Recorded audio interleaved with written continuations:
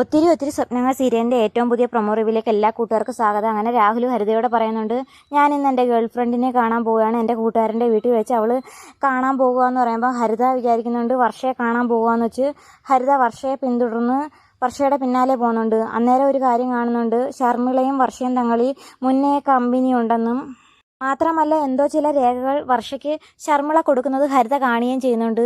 ഈ വിവരം വീട്ടിലെത്തിയ ഹരിത വിക്രമനെ വിളിച്ചറിയിക്കുകയും ചെയ്യുന്നുണ്ട്. വിക്രമന് മുമ്പ് തന്നെ ചില സംശയങ്ങളുണ്ടായിരുന്നു. 22 വർഷങ്ങൾക്ക് മുമ്പ് തൻ്റെ വീട്ടിൽ നടന്ന കാര്യങ്ങൾ ഇത്ര വ്യക്തതയോടെ വേറൊരാൾക്കും നൽകാൻ കഴിയില്ല. ഇത് തെളിവ് സഹിതം നൽകുന്നത് തൻ്റെ കുടുംബത്തിൽ നിന്നുള്ള ആരെങ്കിലും ആണോ എന്നൊരു സംശയം മുമ്പേ തന്നെ വിക്രമനുണ്ടായിരുന്നു.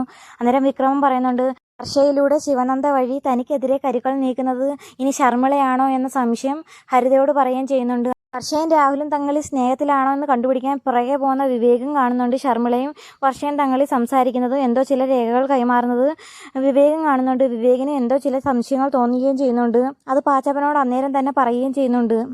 ഈ സമയത്ത് രാഹുലിൻ്റെ കാമുകി വർഷയാണെന്ന് തെറ്റിദ്ധരിക്കുന്ന ഹരിത വർഷയുടെ ജീവൻ അപകടപ്പെടുത്താൻ വേണ്ടി വർഷയെ കാറിടിക്കാൻ നോക്കുന്നുണ്ട്.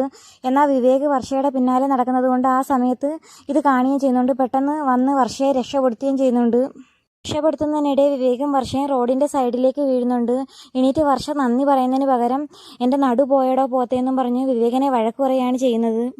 പെട്ടെന്ന് വിവേകിന് ദേഷ്യം വന്നിട്ട് വിവേകും പറയുന്നുണ്ട്, അത് ഞാൻ തന്ന ശിഷ്യയായിട്ട് അങ്ങ് കരുതിയാൽ മതിയെന്ന് പറഞ്ഞുകൊണ്ട് തിരിച്ച് വിവേകും ദേഷ്യപ്പെടുന്നുണ്ട്. ഈ സമയത്താണെങ്കിൽ രാഹുലും അഞ്ജുവും വർഷയെ വിളിച്ചൊരു പാഴ്സൽ ഓർഡർ ചെയ്യുന്നുണ്ട്. അത് കൊണ്ടു കൊടുക്കാൻ വർഷ പോവുകയും ചെയ്യുന്നുണ്ട്. എന്നിട്ട് അഞ്ജുവിനോടും രാഹുലിനോടും ഇന്ന് നടന്ന കാര്യങ്ങളെല്ലാം വർഷ പറയുന്നുണ്ട്. അന്നേരം അഞ്ജുവിന് ചില സംശയങ്ങൾ തോന്നുന്നുണ്ട്. ഇന്ന് നടന്ന അപകടം ഇത് കരുതിക്കൂട്ടി നടന്ന ഒരു അപകടമാണെന്ന് എനിക്ക് സംശയമുണ്ടെന്ന് അഞ്ജു അന്നേരം പറയുകയും ചെയ്യുന്നുണ്ട്. താൻ കാരണം വർഷയുടെ ജീവന് പോലും ആപത്തായല്ലോ എന്ന വിഷമത്തിൽ അഞ്ജു ഓരോന്നും പറയുന്ന സമയത്ത് വർഷ പറയുന്നുണ്ട്, അത് നിനക്ക് തോന്നുന്നതാണ്, അത് വെറും ഒരു കാർ അപകടമാണ്, ഇനി വേണമെങ്കിൽ ആ വിവേക് കരുതിക്കൂട്ടി ചെയ്തതാവാനും സാധ്യതയുണ്ടെന്നും പറഞ്ഞുകൊണ്ട് അഞ്ജുവിനെ വർഷ ഓരോന്നും പറഞ്ഞ് സമാധാനിപ്പിക്കുന്നുണ്ട്. ഇതാണെങ്കിൽ വിവേക് പാച്ചപ്പനോട് പറയുന്നുണ്ട്, വർഷ ആ വീട്ടിൽ പോയതിന് ശേഷം അരമണിക്കൂറിന് ശേഷമാണ് പുറത്തിറങ്ങി വന്നത്. ആ വീട്ടിൽ രാഹുലും ഉണ്ടായിരുന്നു. അവർ തങ്ങളിൽ സ്നേഹത്തിലാണോ എന്ന സംശയം ഇപ്പോഴും വിവേകിനുണ്ട്. രാഹുൽ സ്നേഹിക്കുന്നത് അഞ്ജുവിനെയാണെന്നും വർഷയും രാഹുലും തങ്ങളിൽ വെറും സഹോദര ബന്ധം മാത്രമേ ഉള്ളെന്ന് വ്യക്തത വിവേകിന് എത്രയും പെട്ടെന്ന് വരുമോ ഇല്ലയോ എന്ന് കാത്തിരുന്ന് തന്നെ കാണാം. അപ്പം വീഡിയോ ഇഷ്ടമായ ചാനൽ സബ്സ്ക്രൈബ് ചെയ്യാനും സപ്പോർട്ട് ചെയ്യാനും മറക്കല്ലേ കൂട്ടുകാരെ.